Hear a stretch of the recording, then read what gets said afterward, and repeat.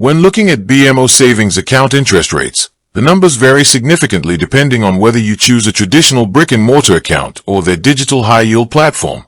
Traditional options like the standard BMO Savings Builder account typically offer a very low base rate, often sitting around 0.01% to 0.05% annual percentage yield, though some setups include rewards or bonus structures if you meet monthly deposit criteria.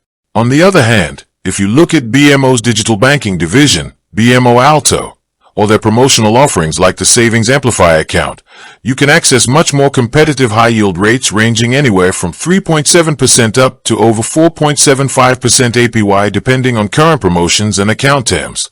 Money market accounts from BMO also offer tiered rates that increase if you maintain a linked relationship checking account with qualifying activities. Be sure to check their exact current terms online before opening an account, as rates can fluctuate based on market conditions. With that being said, thank you for watching. For more finance videos, kindly check my page. Please like, share, comment and subscribe to my channel. Thank you.